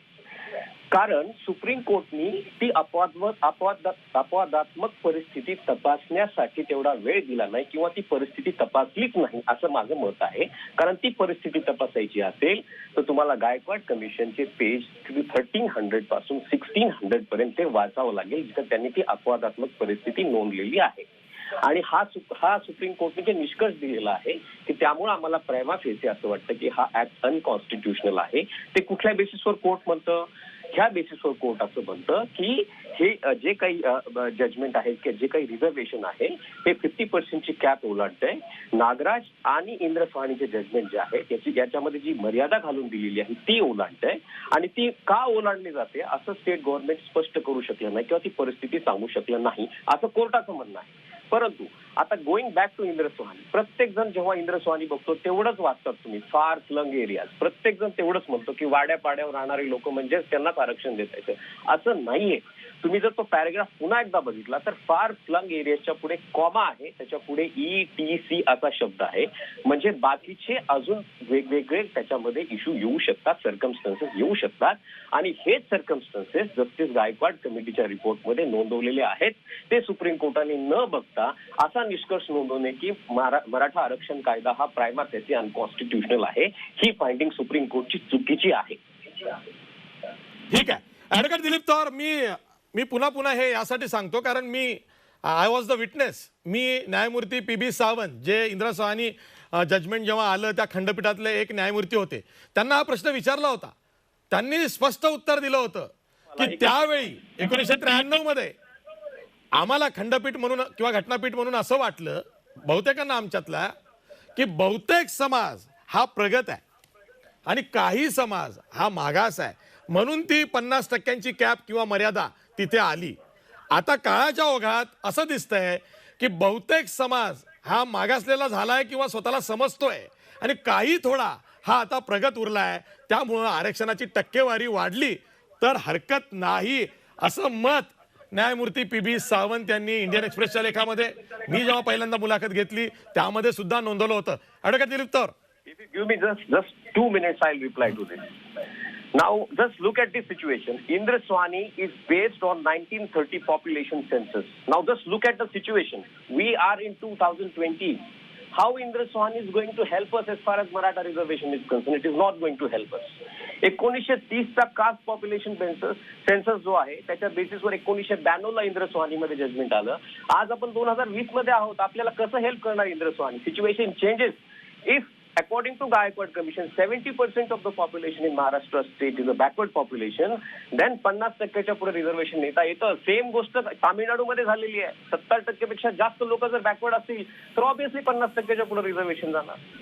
आणि त्यामुळे आपली केस, मी पुन्हा पुन्हा म्हणतो की आपली मराठा आरक्षणची जी केस आहे, please don't connect with Indra Sawhney. We are not concern with Indra Sawhney. Indra Sawhney is not applicable to us. जर गायकवाड कमिशनच्या रिपोर्टनुसार 70% लोक बॅकवर्ड असतील तर 50%च्या पुढे हे आरक्षण घेऊन जावंच लागेल. आणि त्यामुळेच तर मी म्हणतो की वी हॅव अ गुड केस. असं नाही की आज सगळं काही संपलेलं आहे, फक्त हे त्या पद्धतीनं फाईट करावं लागेल. तुम्ही तामिळनाडूची प्लीज फाईट आठवा. 25 वर्ष कोर्टामध्ये फाईट चालली, त्यांनी गिव्हअप नाही केलं, त्यांनी सोडून नाही दिलं. आपल्यामध्ये पण ते नरसिंहराव गव्हर्नमेंटनी 9 शेड्यूल मध्ये आणल्यावरती त्यांना संरक्षण मिळालं. नाही आशिषजी, 9व्या शेड्यूल मध्ये आणल्यानंतर ते चॅलेंज झालं सुप्रीम कोर्टमध्ये. आणि सुप्रीम पण कोर्ट आता अजूनही आहे ना टिकून. नाही पण 9व्या शेड्यूलची जी गोष्ट आहे ती सुप्रीम कोर्टने असं म्हटलं की जरी तुम्ही त्याला 9व्या शेड्यूलच्या कवच प्रदान केलं किंवा बास्केटमध्ये टाकलं तरी ते ज्युडिशियल रिव्ह्यू पासून त्याला तुम्ही रोखू शकत नाही. सुप्रीम कोर्टला ते अधिकार आहे ज्युडिशियल रिव्ह्यू करण्याचे. मी 9व्या शेड्यूलच्या पुढचं तुम्हाला सांगतो की त्यानंतर किती वेळेस फेऱ्या झाल्या सुप्रीम कोर्टमध्ये. आजही टिकून आहे. आपल्याकडे तो स्पिरिट पाहिजे, महाराष्ट्राकडे तो स्पिरिट पाहिजे. आपण हे टिकू शकतो. ठीक आहे. राजेंद्र कोंडरे आहेत आपल्यासोबत. ते सुद्धा तांत्रिक मुद्दे घेऊन या प्रकरणाचा पाठपुरावा करत आलेले आहेत. म्हणजे एखाद्या वकिलाला जेवढे मुद्दे माहीत आहेत त्याऐवजी ते साक्षीदार राहिले आहेत अनेक बैठकांमध्ये, ड्राफ्टिंगमध्ये. राजेंद्र कोंडरे, माझा एक प्रश्न आहे तुम्हाला. मराठा समाजाला आज काय वाटतंय? त्यांना हे माहिती नाही आहे का की राज्यघटनेमध्ये डॉक्टर बाबासाहेब आंबेडकरांनी सामाजिक आरक्षण दिलेलं आहे. तेच सामाजिक आरक्षण आज राजकीय आरक्षण झालेलं आहे. आपल्याला राज्य सरकारनं जे आरक्षण देऊ केलेलं आहे ते राज्यातल्या शैक्षणिक संस्थांमध्ये शिक्षण आणि राज्यातल्या सेवा भरतीमध्ये नोकरी, म्हणजे राज्यातल्या राज्यात हे आरक्षण दिलेलं आहे. हेही त्यांना कळतं आहे. त्यांना काय कळतं आहे की काळाच्या ओघात मराठा समाज हा आर्थिकदृष्ट्या दुर्बल झालेला आहे, शैक्षणिकदृष्ट्या दुर्बल झालेला आहे. पण काही प्रमाणात वतनदार समाज असल्यामुळे आधीचा सामाजिकदृष्ट्या मागासलेला आहे किंवा नाही हे आम्हाला कसं सिद्ध करता येईल, सरकार कसं करतंय याविषयी त्यांच्याही मनात संभ्रम आहे. ओबीसी मध्ये अनेक अशा जाती आहेत की ज्या प्रगत आहेत, सामाजिकदृष्ट्या प्रगत आहेत, पण केवळ त्या ओबीसी मध्ये आहेत म्हणून त्या बाहेर पडत नाही आहेत. त्या कदाचित राज्यातल्या मराठा समाजाच्या पेक्षाही जास्त श्रीमंत आणि प्रगत झाल्या असतील, पण त्या तिथे अडून बसलेल्या आहेत. आता मराठा समाजाची झाली आहे कोंडी. सुप्रीम कोर्ट म्हणताय सामाजिकदृष्ट्या मराठा समाज मागासलेला आहे किंवा नाही हे तुम्ही आधी सिद्ध करा. आणि ते सिद्ध करताना अडचण येते असं अनेकांना वाटतंय. राजेंद्र कोंडरे. दोन भाग ह्याच्यातले महत्त्वाचे आहेत की मगाशी भाटे साहेबांचं एक मुद्द्याचं उत्तर देतो मग पुढं सरकतो. 10 वर्षांनी आपल्या आयोगाचा जो कायदा आहे राज्याचा, त्याच्यामध्ये ओबीसीच्या जातीचा रिव्ह्यू घेण्याचे अधिकार त्या कायद्याने आपल्या राज्याला आहेत आणि राज्य ते करू शकतं, पण त्याच्यामध्ये आत्तापर्यंत झालेलं नाही. त्यामुळं आतल्या बसमधल्या लोकांना काय वाटतं की बसस्टॉपवर कुणी उभा राहिला नाही पाहिजे, तो आतमध्ये आला नाही पाहिजे. ते राज्य घटनेच्या चौकटीच्या बाहेर आणि विरोधात बोलतात. हे पहिले सांगतो. दुसरा जो मुद्दा आहे की सामाजिक बॅकवर्डनेस नाही, हे कशाच्या आधारावर सिद्ध केलं आहे? सोशल बॅकवर्डनेसचे जे इंडिकेटर्स आहेत, हे इंडिकेटर्स 70 साली असतील ते 2020 साली असू शकत नाहीत. त्याच्यामध्ये कालानुरूप बदल करावे लागतील. पूर्वी समजा 4थी पास होता, आता 12वी पास असेल. हे इंडिकेटर्स पूर्ण ठरवण्याचे अधिकार आयोगाला आहेत. आयोगाने ते इंडिकेटर्स ठरवले आणि त्याच्याप्रमाणे मराठा समाजाला मागासलेपणाच्या निकषामध्ये बसवलं. अशाच प्रकारे दुसरे समाज आलं तर त्याच इंडिकेटरमध्ये तपासणी होणार आहे. हे पहिलं ध्यानात घेतलं पाहिजे. आता राहिला काय विषय, सगळ्या माध्यमांमध्ये आणि न्यायालयीन प्रक्रियेमध्ये लोकांना एक बॅकवर्डनेसचा जे इंडिकेटरमध्ये अर्धा ग्लास पाण्याचा भरला आणि अर्धा रिकाम आहे. जो अर्धा भरलोय त्यांना शरद पवार दिसत आहेत, प्रवीण दरेकर दिसत आहेत, विखे पाटील दिसत आहेत, सगळे मराठा राजकारणी, त्यांच्या शिक्षण संस्था आणि सगळं साम्राज्य दिसतं. पण अर्धा ग्लास रिकामा आहे हे आम्हाला दिसतंय, कारण ते वंचित आहेत, लँड होल्डिंग कमी झालेलं आहे, पूर्णपणे सामाजिक अंधश्रद्धांमध्ये घुटमळलेला समाज आहे. त्या अर्ध्या टक्क्यातल्या लोकांसाठी आम्हाला करायचं आहे. म्हणून आम्ही नेहमी सांगतो की 80% मराठा समाज हा आता लँडलेस झालाय, जॉबलेस झालाय आणि पॉवरलेस झालाय. त्यामुळे आम्ही पॉवरलेस हे वेगळा केला. आम्हाला राजकारणातलं आरक्षण नको, पण शिक्षण आणि नोकरीमध्ये हे अस्तित्व टिकवण्यासाठी या आरक्षणाची गरज आहे. आणि तो सोशल बॅकवर्डनेस आम्ही सिद्ध केलेला आहे. एज्युकेशनमधलं प्रतिनिधित्व कमी आहे ते सिद्ध केलेलं आहे आणि सगळ्या आर्थिक क्षेत्रामध्ये तो कोंडीत पकडला गेलेला आहे हे पण सिद्ध केलेलं आहे. त्यामुळं 20 वर्षानंतर आयोगाच्या बाबतीमध्ये पूर्ण राज्यामध्ये मी दावाने सांगतो 43 अहवालामध्ये सगळ्यात चांगला अहवाल हा बायकॉट कमिशनचा झालेला आहे. तो जवळपास 1400 पानाचा आहे. बाकीच्या समाजाचे अहवाल 3, 5, 7 पानामध्ये आहेत. हे पहिल्यांदा तपासलं गेलेलं आहे. म्हणून मी अभिमानाने सांगतो की गायकवाड कमिशनच्या रिपोर्टवर रिलाय होऊन सुप्रीम कोर्टामध्ये त्याच्यामध्ये अन्याय झाला. शेवटच्या 15 मिनिटांमधल्या घडामोडी चुकीच्या झालेल्या आहेत आणि मी दाव्याने सांगतोय आजही तिथं तौर साहेब आहेत. राज्य मागासवर्ग आयोगाचा संपूर्ण अहवाल विथ ॲनेक्शर सुप्रीम कोर्टला टेबल झालेला नाही. त्यामुळं तशा प्रकारचं फाइंडिंग येणं हे खरं वेदनादायी आहे. ठीक आहे, मी प्रवीण दरेकर आता तुम्हाला छेडतोय. आता आयोगांचा विषय निघाला म्हणून बापट कमिशन. मुख्यमंत्री तेव्हाचे नागपूरचं अधिवेशन होतं, मला वाटतं 2014 किंवा 15चं असावं. यस, तेव्हा मुख्यमंत्री देवेंद्र फडणवीस यांनी बापट आयोगाच्या चौकशीची गरज आहे असं प्रतिपादन विधानसभेमध्ये केलं होतं. त्यातल्या एखाद दुसऱ्या सदस्यांचा उल्लेख केला होता की त्यांच्यामुळं बापट आयोगाकडून मराठा समाजाच्या बाबतीत प्रतिकूल शेरा लिहिला गेला वगैरे वगैरे. सांगायचं तात्पर्य हे आहे की जेव्हा सगळ्या प्रश्नाची चिकित्सा होते तेव्हा सगळे मुद्दे बाहेर येतात, पण जेव्हा धरून बांधून आरक्षण द्यायचं आहे त्यासाठी सर्वांनी एकत्र या. पण सुप्रीम कोर्ट ते मान्य करत नाही ना. सुप्रीम कोर्टाला फॅक्ट्स लागतात, फॅक्ट्सवर आधारित मग निर्णय होतो. प्रवीण दरेकर. एक लक्षात घ्या, शेवटी आरक्षण देत असताना, कायदा बनवत असताना घासून पुसूनच त्या ठिकाणी केला जातो. आता पूर्वीच्या राणेसाहेब असताना त्याने आणलेल्या समितीच्या अहवालावर दिलेल्या कायद्यात त्रुटी होती आणि त्याच्यामध्ये मागासवर्गीय आयोगाचा त्या ठिकाणी अभिप्राय नव्हता आणि मागासवर्गीय आयोगाला घटनात्मक त्या ठिकाणी अधिकार आहेत. मागाजी जसं दिलीप तौर यांनी सांगितलं ते खरं आहे की आतापर्यंत अशा प्रकारच्या आयोगांचे अभिप्राय अहवाल जे असतील ते त्या ठिकाणी ओव्हररूल झाले नाहीत किंवा बाजूला फेकले गेलेले नाही आहेत. आणि त्याच्यामुळे अशी सरकार कुणाचंही असो, कायदा बनवत असताना त्या ठिकाणी कुणाचीही भावना या ठिकाणी आरक्षण देऊ नये अशी नव्हती. कारण शेवटी मराठा समाजात 32-33% मराठा समाज आहे. कारण त्या ठिकाणी मराठा समाजाशी जर बेईमानी केली तर त्याचे राजकीय त्या ठिकाणी आपल्याला दुष्परिणाम भोगावे लागतील याची कल्पना सगळ्यांना होती, सरकार कुणाचंही असो. त्याच्यामुळे प्रामाणिकपणे त्या सरकारने आरक्षण देण्याचा प्रयत्न केला आणि देवेंद्रजींनी तर हायकोर्टात आरक्षण टिकवलेलं आहे.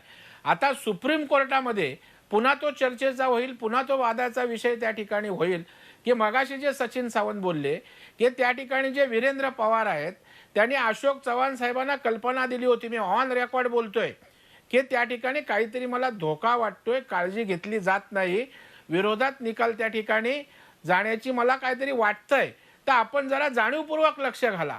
त्याच्यामुळं त्यांचं म्हणणं आहे की कुणीच काय सुचवलं नाही, अनेक संघटनांनी त्या ठिकाणी सांगितलं आणि त्याच्यामुळं आम्हाला तर काल विश्वासात घेतलं, काल ज्याच्यासाठी सगळं ठरवून ठीक आहे, मी तुम्हाला अडवतोय तुमच्याच प्रश्नाचं उत्तर आपण त्यांच्याकडनं घेऊया.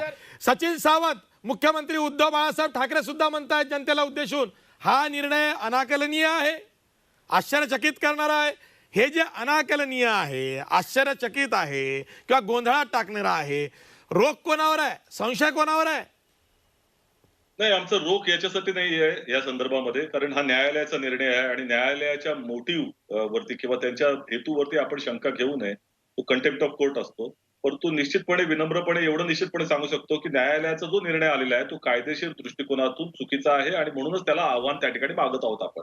त्याचं कारण आहे की इंटरिम ऑर्डर एखादा मोठ्या लार्जर बेंचकडे जात असताना ती इंटरिम ऑर्डर देऊ नये हा प्रघात आहे. त्याबद्दल राज्य शासनानं 3 त्या ठिकाणी जजमेंट सर्वोच्च न्यायालयाचे स्वतःचे दिले होते. तरी इंटरिम ऑर्डरच्या संदर्भामध्ये त्या ठिकाणी सुनावणी घेण्यात आली आणि तो देण्यात आला. दुसरीकडे ज्या वेळेला कमिशनचा रिपोर्ट आहे, मगाशी गौर साहेबांनी देखील सांगितलं, असं असताना तुम्ही जेव्हा प्रश्न मिळतात प्रायमा फेसी पर्यंत येण्यासाठी तुम्हाला तो त्या कायद्यामध्ये तशा तऱ्हेची भूमिका आहे का सर्वोच्च न्यायालयाकडे? कारण गायकवाड कमिशनचा रिपोर्ट आहे जो पूर्णपणे सांगतोय की या संदर्भामध्ये त्याची एक्स्ट्रा ऑर्डिनरी आणि एक्सेप्शनल केसेसमध्ये हे आरक्षण दिलं पाहिजे. मग असं असताना प्रायमा फेसी हा शब्द आला कसा सकृत दर्शनी, प्रथम दर्शनी? त्यामुळे हे सगळ्या गोष्टींमध्ये निश्चितपणे त्रुटी बऱ्याच राहिलेल्या आहेत, याच्यात काही शंका नाही. आणि त्यावेळेला वीरेंद्र पवारांनी काय सांगितलं असेल, कोणी काय सांगितलं असेल, सर्वोच्च न्यायालयाच्या भूमिकेवरती प्रश्नचिन्ह आपण उपस्थित करू शकत नाही. एकंदरच आपण तिथे त्या ठिकाणी सर्वोच्च न्यायालयासमोर जात असताना आपली तयारी काय आहे हे पाहून जातो आणि सगळ्यांनी मुबलक तयारी केली होती, 100% प्रयत्न केले होते. जर निकालच त्या ठिकाणी त्रुटीपूर्ण आला असेल त्याला आपण काय करू शकणार? त्याला आता आव्हान ठीक देण्याची आहे, भूमिका ठीक आहे. त्यामुळे आहे. सगळ्यांना राजेंद्र भूमिका- आणि कोंडरे, एकच वीरेंद्र सांगेन. पवार यांचा आशिष- उल्लेख होतोय म्हणून तुम्हाला जास्त विचारतोय, कारण आशिष- तुम्ही आशिष सुद्धा एकच सांगेन. मराठा आशिष महासंघाचे एकच राष्ट्रीय सरचिटणीस आहात. आशिष तुम्हाला एकच अशी सांगेन. शंका आली होती का की काहीतरी होईल, निकाल विरोधात जाईल, असं कधीतरी वाटलं होतं का कुठल्या तरी स्टेजला या युक्तिवादादरम्यान? एक धोका त्याच्यामध्ये असा वाटला होता की समोरच्या पार्टीकडनं ज्यावेळेस स्टे मागितला मी होता बोलू इच्छितो. त्यावेळेस कोविडच्या पार्श्वभूमीवर एक GR महाराष्ट्र गव्हर्नमेंटने काढला होता की आम्ही कोणत्याही प्रकारची भरती करणार नाही, आणि त्याला कोर्टाने धरून बसलं. वास्तविक गव्हर्नमेंटने सुमोठं डिसिजन घेतला होता की तो सगळ्या प्रवर्गातली कुठली भरती आम्ही करणार नाही, कारण आमच्याकडे फंड्स नाहीत आणि पोझिशन नाही ती. पण कोर्टाने ते सगळं पकडून त्यांच्या जजमेंटमध्ये आणलं. त्यावेळेस थोडीशी शंका वाटली की बाबा हे काहीतरी चुकीच्या मार्गाने जाते, कारण जर भरती होणारच नसेल तर परत कोर्टाने ते बाइंड करण्याची आवश्यकता नव्हती, कारण पोझिशन गव्हर्नमेंटची फायनान्शियल तेव्हा नव्हती. तेव्हा आणि ती सुप्रीम कोर्ट शंका असं आम्हाला म्हणालं आलेली होतं होती. की तशी जर का शंका रद्द अनेकांनी झालं तर उपस्थित खरंच ते करून सगळं दाखवली रद्द होती. होईल जे आतापर्यंत परंतु- दिलेलं आहे, हं. असा शब्द प्रयोग झाला होता. आशिषजी नाही, आशिषजी, एकच त्याच्यात गोष्ट अजून सांगेन. खोलात आता कसं आहे, आपण कोर्टाच्या ह्या जजमेंटवर आपण बोलण्यापेक्षा आपण याच्यामध्ये पुढं कसं हा निर्णय चांगल्या पद्धतीने होईल याच्यावर आता प्रयत्न करणं आवश्यक आहे. हा. मागचे विषय परत परत उघडत बसलो की आपल्याला त्याच्यातनं शिकायला मिळेल, आणि त्या शिकण्यातनं अजून आपण चांगलं कसं करू याच्यावर निर्णय घेण्यासाठी ठीक आता आहे, सरकारवर ठीक आहे. दबाव तयार करणं, त्यांना पुरेसा त्याच्यासाठी वेळ पण दिला पाहिजे आणि त्याच्यातनं मार्ग काढला पाहिजे. ठीक आहे. गंगाधर बनबरे, पुरुषोत्तम खेडेकर आज भूमिका मांडतायत की सध्याच्या एक्झिस्टिंग ओबीसी कोट्यामध्ये टाका तरच ते टिकेल. मधल्या काळामध्ये जेव्हा हायकोर्ट टू सुप्रीम कोर्ट प्रकरण गेलं तेव्हा संभाजी ब्रिगेड, मराठा सेवा संघ यांनी काय पाठपुरावा केला?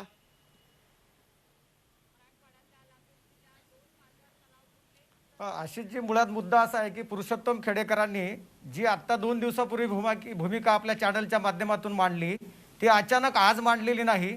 1991 पासून आमचे लिखित पत्रव्यवहार सगळ्या आयोगाकडे, अहवालाकडे आहेत. त्यामुळे पहिल्यापासून आमची ही मागणी आहे. आम्ही अनेकदा सांगितलेलं होतं की हे आर्थिक पॅकेज आहे, आणि जर मराठा समाजाला शिक्षण आणि नोकरीमध्ये उन्नतीचे अधिकार संविधानाने राज्य सरकारला दिलेले आहेत, आणि राज्य सरकार एखाद्या मागास समाजाच्या उन्नतीसाठी प्रयत्न करत असेल तर त्याला विरोध करण्याचं कारण नाही. परंतु आमची भूमिका, आज जे प्रश्न चर्चेले जातात की मराठे धाकधपाटशा करून गर्दीच्या बळावर राजकीय आमदार खासदार जास्त आहेत म्हणून आरक्षण मिळत आहेत, हा बिलकुल खोटा अपप्रचार आहे. आमचं म्हणणं असं आहे की संवैधानिक दृष्ट्या आम्हाला आरक्षण देता येतं की नाही, त्या चौकटीत आम्ही आहोत की नाही, आम्ही मेरिटवर आहोत की नाही, हा आमचा प्रमुख अशा प्रकारचा मुद्दा आहे. आणि म्हणून मग तौर साहेबांनी जसं सांगितलं की सुप्रीम कोर्टाचं जजमेंट म्हणजे काय अंतिम नाही. आपल्याकडे हाऊस, लोकसभा, विधानसभा, विधिमंडळ सर्वोच्च आहे. अनेक सुप्रीम कोर्टाचे जजमेंट केंद्र सरकार परतवून लावतं, बदलवतं, असा इतिहास आहे. आणि म्हणून कृपा करून आमची विनंती आहे की राज्य सरकार आणि केंद्र सरकारचा हा संघर्ष असू नये. आम्ही भारताचे नागरिक आहोत आणि फेडरल स्टेट आहे, आणि भारतातल्या कोणत्याही नागरिकाच्या सुखदुःखाची जबाबदारी राज्य आणि केंद्र दोन्ही सरकारवर ठीक आहे, ठीक आहे. प्रवीण दरेकर, आमची हा एक प्रश्न सर्व राजकीय पक्षांना आहे. हा एक प्रश्न सर्व राजकीय पक्षांना आहे. जर का मराठा समाज मागासवर्गीय आहे हे सर्व राजकीय पक्ष मान्य करतात, तर मग मराठा समाजाला ओबीसीच्या सध्याच्या कोट्यामध्ये टाकायला काय हरकत आहे? तुम्ही त्यांना काय राजकीय आरक्षणापासून वंचित ठेवताय? तुम्ही त्यांना राज्यातलंच आरक्षण देताय, असं काय होतंय?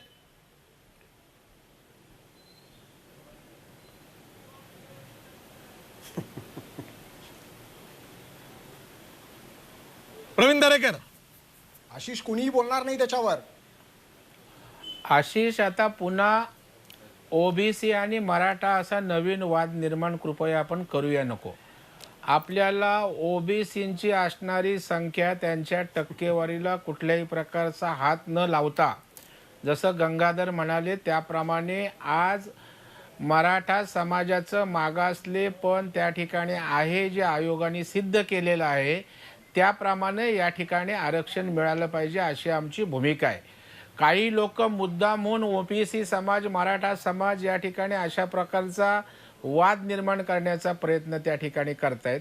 आपापलं नेतृत्व समाजाचं त्या ठिकाणी अशा पद्धतीनं त्या ठिकाणी होईल असा प्रयत्न करतायत, परंतु दुर्दैवानं अशा प्रकारची परिस्थिती उद्भवू नये याचं कारण याच्यामध्ये आणखी एक वेगळा संघर्ष त्या ठिकाणी उभा राहील.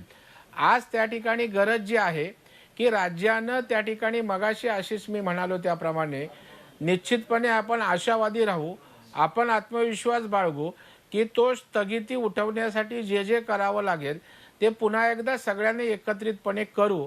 परंतु तोपर्यंत ज्या इक्विव्हॅलंट सुविधा आहेत, ज्याच्या आधारे मी उल्लेख केला, त्या राज्य सरकारनं ताबडतोब ऑर्डिनन्स काढून त्या सुविधा जर दिल्या तर शेवटी उद्देश हा मराठा समाजाच्या उत्कर्षाचा आहे आणि त्याच्यामुळे मुलांच्या ॲडमिशनची त्यांची वैफल्यता असेल तर तिथे त्यांना प्रतिपूर्तीच्या माध्यमातून आर्थिक हातभार लावावा, त्या ठिकाणी उद्योगधंद्याच्या बाबतीत मदत केली जावी, त्याबरोबर सारथीच्या माध्यमातून इतर गोष्टींना ताकद दिली जावी आणि अशा प्रकारे दुसऱ्या गोष्टी देऊन त्यांना जर आपण विश्वास दिला आणि एका बाजूने लढाई चालू ठेवली तर मला वाटतं त्या ठिकाणी निश्चितपणे तो उद्रेकने असंतोष थोडा कमी होईल. आणि त्याच्यामुळे आता पक्षीय ठीक आहे आलं लक्षात. पक्षीय अभिनिवेश आपण बाजूला ठेवूया. यस सचिन सावंत बोला.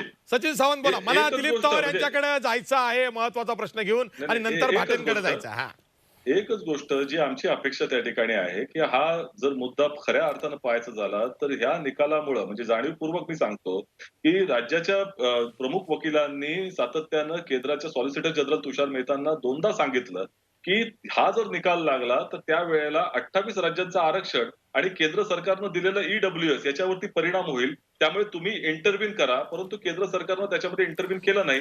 आता आमची अपेक्षा आहे की घटनापीठाकडे जात असताना केंद्र सरकारनं स्वतःहून या ठिकाणी त्याला पाठिंबा दिला पाहिजे, त्यांनी आलं पाहिजे आणि याकरता भारतीय जनता पक्ष असेल, कारण त्यांचं सरकार आहे तिकडे दिल्लीला, मोदीजींनी 102 वर अमेंडमेंट आणली आणि त्याच्या विरोधामध्ये वेठे जाऊन त्या रिट पिटिशन करण्यापेक्षा मोदी सरकारला सांगितलं पाहिजे की 102 अमेंडमेंट मध्ये त्या ठिकाणी बदल करावा, त्याचबरोबर या याचिकेमध्ये तुम्ही त्या ठिकाणी हस्तक्षेप करावा, ही मागणी राजीव सातव यांनी राज्यसभेमध्ये देखील केलेली आहे. त्यामुळे आमच्या दृष्टिकोनातून केंद्रानं देखील मदतीचा हात केला तर ह्याला मला वाटतं पुढचा वर्ग जो आहे तो सुकर होईल. ठीक आहे ठीक आहे. ॲडव्होकेट दिलीप पवार बघा, राज्य मागासवर्ग आयोगानं मराठा समाजाला मागासवर्ग म्हटलेला आहे. म्हणजे काय तर आयोगाचं अधिष्ठान मिळालेलं आहे ज्याची व्हॅलिडिटी ही हायकोर्टामध्ये ग्राह्य झालेली आहे. बरोबर आहे. अशा वेळी जर का आता नव्यानं प्रकरण घटनापीठाकडे वर्ग होत आहे झालंय आणि इतर आरक्षणाच्या प्रकरणांबरोबरच याही प्रकरणाची सुनावणी होणार आहे, अशा वेळी राज्य सरकारनं जर का आपला पिटिशन बदलवलं आणि त्यामध्ये असं म्हटलं की मराठा समाज आता मागासलेला आहे, हे राज्य मागासवर्ग आयोगानं अहवाल देऊन क्वांटिफाईड डाटा घेऊन सिद्ध केलेलं आहे आणि त्या आधारे हायकोर्टानं सुद्धा ते ग्राह्य मानलं होतं, तेव्हा मराठा समाज आता मागासवर्ग आहे म्हणजे बॅकवर्ड आहे. अशा वेळी सध्याच्या एक्झिस्टिंग ओबीसी कोट्यामध्ये मराठा समाजाला टाका आणि जो ओबीसी कोटा आहे तो नचिबन आयोगाच्या शिफारसीनुसार वाढवा. म्हणजे काय तर सध्याच्या ओबीसी कोट्याचं सब कॅटेगरायझेशन करा, त्यामध्ये 3 ते 4% मराठा समाजासाठी ठेवा आणि ती जी ओबीसी समाजाची आरक्षणाची कॅप आहे 19%वरनं ती आणखीन तुम्ही 23-24% न्या. असं काही सबमिशन नव्यानं होऊ शकतं का राज्य सरकारकडून? सुप्रीम कोर्ट अशा विषयामध्ये लक्ष घालतं जो विषय त्यांच्या समोर आहे. सुप्रीम कोर्ट समोर काय विषय आहे? महाराष्ट्राने ऍक्ट पास केला, रिझर्वेशन दिलं, that is been appealed by the high court and now that order is been challenge in the supreme court and it is pending. म्हणजे सुप्रीम कोर्ट समोरचा जो विषय आहे की 102वी घटना दुरुस्ती ही कॉन्स्टिट्युशनली व्हॅलिड आहे की नाही, नंबर 1. 50%ची कॅप एक एक्स्ट्रॉर्डिनरी सिच्युएशन मध्ये एक्सीड करता येते की नाही, नंबर 2. हे 2 महत्वाचे मुद्दे. आणि तिसरा म्हणजे वेदर मराठा आरक्षण फॉल्स अंडर दी इंदिरा स्वामी और नागराज. याच्या व्यतिरिक्त सुप्रीम कोर्ट कुठेही जाणार नाही, कारण as per supreme court rule supreme court फक्त तितक्याच बाबीची हे करणार, एक्झामिनेशन करणार ज्या बाबी हायकोर्टच्या समोर होत्या आणि हायकोर्टनी त्या बाबी बघून डिसिजन दिलेलं आहे. तर सुप्रीम कोर्ट फक्त ह्याच बाबी बघणार. As far as constitution bench is concern, constitution बेंचकडे फक्त एकच मुद्दा गेलेला आहे, तो म्हणजे 102वी घटना दुरुस्ती घटनाबाह्य आहे की नाही. आता ह्या 102व्या घटना दुरुस्तीनुसार तुम्हाला माहिती असेल पण संसदेच्या घटना दुरुस्तीवरती रुलिंग द्यायचा अधिकार सुप्रीम कोर्टाला आहे ना. म्हणजे 102वी घटना दुरुस्ती ज्यातून आर्थिक दृष्ट्या दुर्बल सवर्णांना 10% आरक्षण दिलं गेलं मोदी सरकारकडून. इकॉनॉमिक बॅकवर्ड 10%च्या संदर्भात आहे ना घटनापीठाकडे. 103वी जी घटना दुरुस्ती आहे आशिषजी, तुमच्या माहितीसाठी, जे सेंट्रल गव्हर्नमेंटनं पहिल्यांदा केली आणि पहिल्यांदा आर्थिक दृष्ट्या जे दुर्बल लोक आहेत, ज्याला EWS म्हणतो आपण, त्यांना 10% आरक्षण दिलं. हे 10% आरक्षण जेव्हा दिलं त्याच दिवशी 28 राज्यांना 50%ची कॅप ओलांडली होती. आणि आमचं एक one of the submission supreme court समोर होतं की 28 राज्यांनी जर 50%ची कॅप ओलांडली असेल तर आमचाही मुद्दा जो आहे, जो म्हणजे 28 राज्यांची 102वी घटना दुरुस्ती आणि आर्थिक दृष्ट्या दुर्बल घटकांना 10% ही 103वी घटना दुरुस्ती.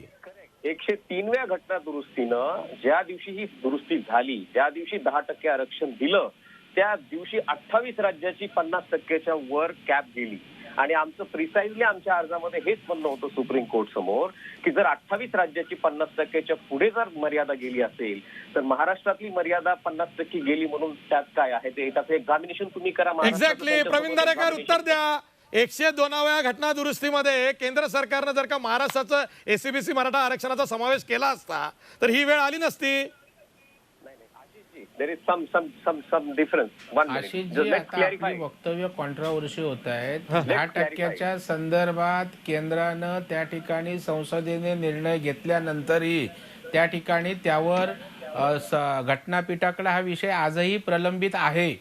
त्याच्यामुळे संसदेने केल्यावर पुन्हा सुप्रीम कोर्टात जाता येत नाही असं काही नाही आहे.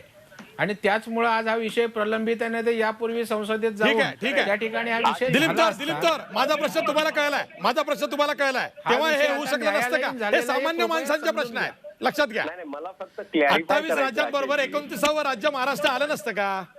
मला फक्त एकच क्लॅरिफाय करायचं आशिषजी. आमचं एक असं म्हणणं होतं की जेव्हा ही 103वी घटना दुरुस्ती झाली त्यामुळे बऱ्याचशा राज्यामध्ये कॅप 50%पेक्षा ओलांडली.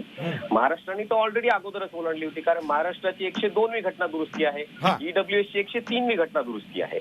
103व्या घटना दुरुस्ती सुद्धा चॅलेंज झाली सुप्रीम कोर्टमध्ये आणि ती केस लार्जर बेंचकडे गेली. म्हणून आमचं म्हणणं होतं की जर ती केस लार्जर बेंच केली तर मराठा आरक्षणची केस सुद्धा तुम्ही लार्जर बेंचकडे पाठवा. अनफॉर्च्युनेटली जे 50%चा आमचा जो विषय आहे तो लार्जर बेंचकडे कोर्टाने पाठवला नाही, तर फक्त 102व्या घटना दुरुस्तीचा विषय घटनापीठाकडे पाठवलेला आहे. हा याच्यामध्ये सगळं म्हणजे आता मी क्लॅरिफाय करून तुम्हाला सांगितलं. म्हणजे आर्थिक दृष्ट्या सवर्णांना 10% आरक्षण जे आहे त्याला चॅलेंज नाहीये. त्याला चॅलेंज झालं सुप्रीम कोर्टमध्ये आणि ती केस सुप्रीम कोर्टने घटनापीठाकडे पाठवली. झालं ना, ठीक आहे, घटनापीठाकडे पाठवली. आणि आता हे महाराष्ट्र सरकारने घटनापीठाकडे पाठवलेलं आहे.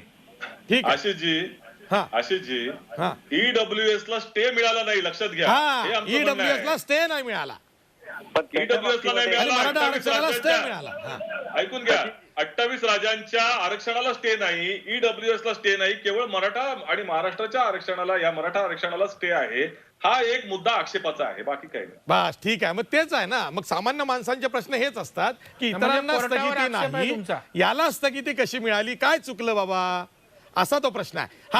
ॲडव्होकेट संजय भाटे, शेवटी मी तुमच्याकडे येतोय. बघा, यातनं काय दिसतंय, मराठा आरक्षणाबरोबरच आता OBC आरक्षणावरही चर्चा होते. झालंय काय, आता सगळेच मागासवर्गीय म्हणून जाहीर केलेत, काहींना न्याय मिळतोय, मराठा समाजाला मिळत नाहीये. तेव्हा आता संघर्ष पेटण्याच्या स्थितीत आहे. जर का मराठा समाजाला दिलासा न्याय द्यायचा असेल तर प्रत्येकानं मन मोठं करणं हा एक त्यातला पर्याय असू शकतो असं अनेकांना वाटतंय.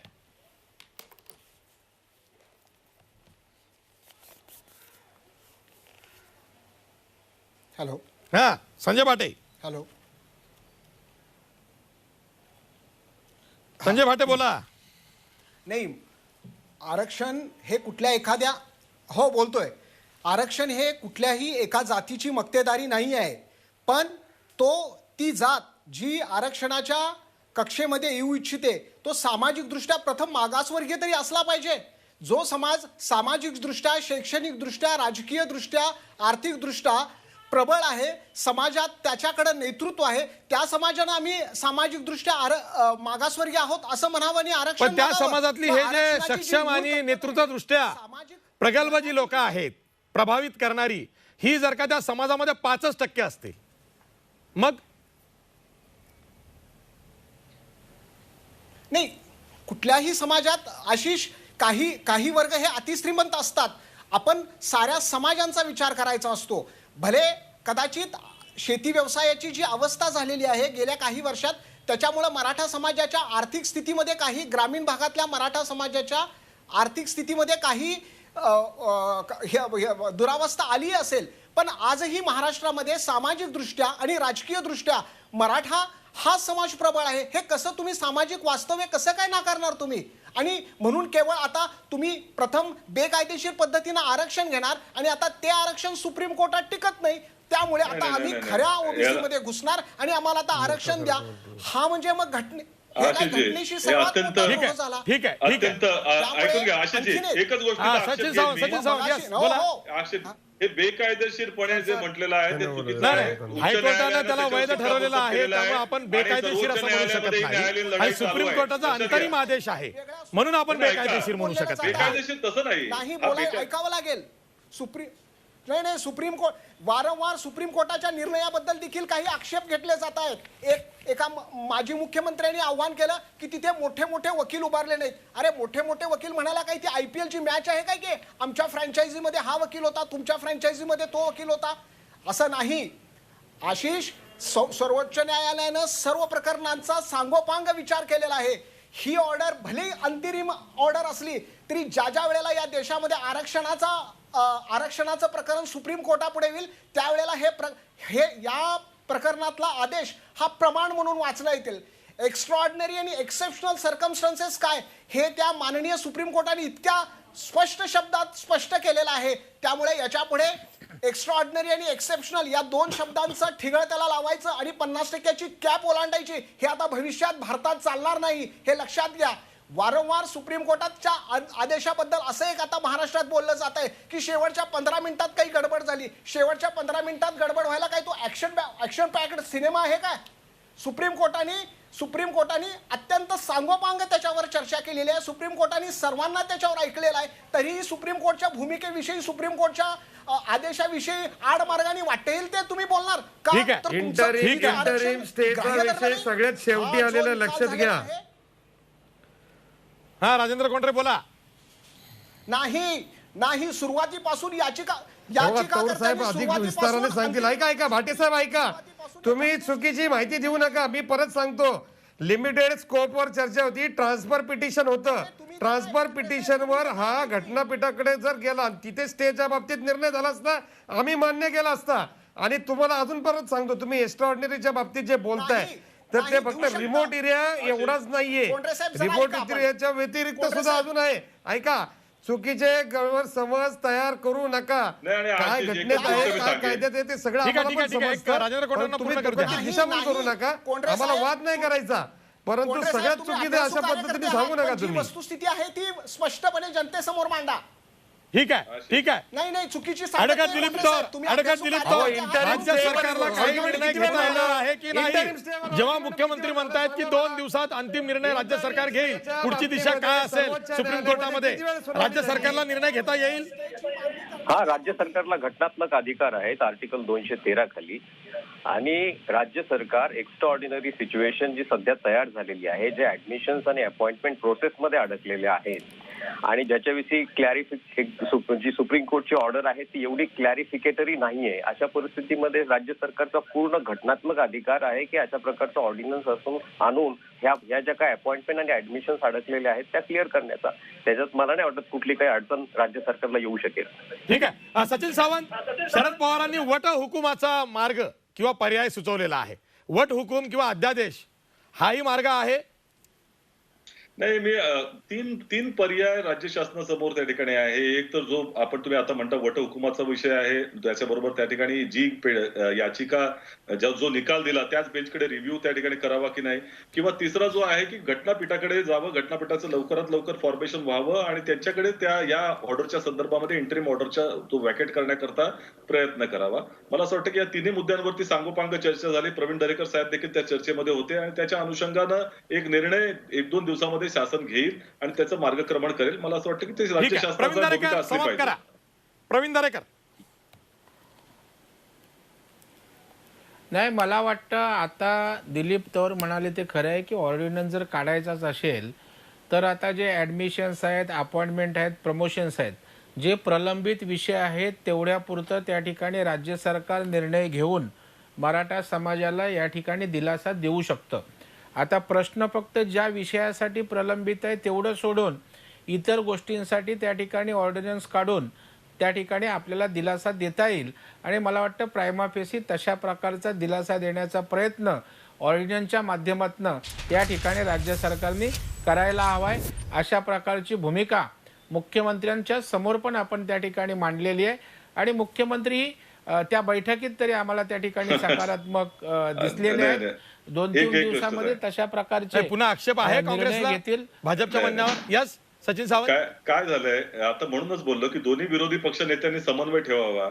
आता फडणवीस साहेबांच्या मुलाखतीमध्ये फडणवीस साहेबांनी स्वतः सांगितलं होतं की त्या चर्चेचा परिपाक काय झाला आणि त्यामध्ये त्यांनी असं सांगितलं की ऑर्डिनन्स केल्यानंतर हा आताचा जो कायदा आहे, जो एसीबीसी ऍक्ट आहे, त्याला स्टे दिलेला नाही, त्याच्या अंमलबजावणीला स्टे दिलेला आहे. आणि ऑर्डिनन्स पेक्षा कायदा मोठा असतो हे लक्षात घेतलं पाहिजे. आणि त्यामुळे तुम्ही जर ऑर्डिनन्स काढला तर पहिल्या कायद्याचं काय होणार या संदर्भामध्ये भूमिका जेव्हा चर्चा झाली त्यावेळेला ऑर्डिनन्स हा विचार थोडासा मागे पडला असं फडणवीस साहेब स्वतः म्हणतात. त्यांनी मला कारण त्यांनी घेतलेला निर्णय होता ना तो. नाही, जरा समजून घ्या आशिषजी इथे सचिन सावंत वाटणं तेच बुद्धिमान आहेत. आपण रेकॉर्ड तपासून बघा. मी या कायद्यासंदर्भात बोललोच नाही. उगाच आपला विषय समजून घ्यायचा आणि गोलगोल मी असं म्हणालो ऍडमिशन्स, प्रवेश आणि अपॉइंटमेंट इतर ज्या दिलासा देणाऱ्या लाभार्थ्यांसाठी गोष्टी आहेत त्याच्या संदर्भात आपल्याला वेगळा ऑर्डिनन्स काढता येईल. आता प्रश्न जो मूळ आरक्षणाचा आहे तो वगळून बाकीच्या गोष्टी रिलीफ त्या ठिकाणी देता येईल या संदर्भात मी बोललोय. मूळ कायद्याच्या संदर्भात बोललो नाही. बरं, ठीक आहे. समजावून घ्या. जी तात्पुरती स्थगिती मराठा आरक्षणाला अर्थात एसीबीसी आरक्षणाला मिळालेली आहे तिचं काय? आरक्षण सुरू राहणार किंवा नाही, किंवा जो दिलासा आरक्षणाचा मराठा समाजाच्या तरुणांना मिळत होता, मुलांना मिळत होता, तो पुढे मिळणार आहे किंवा नाही याबाबत एक पाऊल पुढे असा जो निर्णय राज्य सरकार 2 दिवसात घेणार आहे तो नेमका काय असणार आहे याविषयीची उत्सुकता तर आहेच आहे. पण मराठा आरक्षण खरंच सुप्रीम कोर्टामध्ये टिकेल का या प्रश्नाला नव्यानं सुरुवात झालेली आहे. आणि म्हणून मग ही सगळी फेर आढावा घेणारी चर्चा आपल्याला करावी लागते. पण आज तुर्तास इथेच थांबूया. मी सर्व मान्यवर पाहुण्यांचे आभार मानतोय. इथेच थांबतोय. पाहत राहा G24 तास. रहा एक पाऊल पुढे.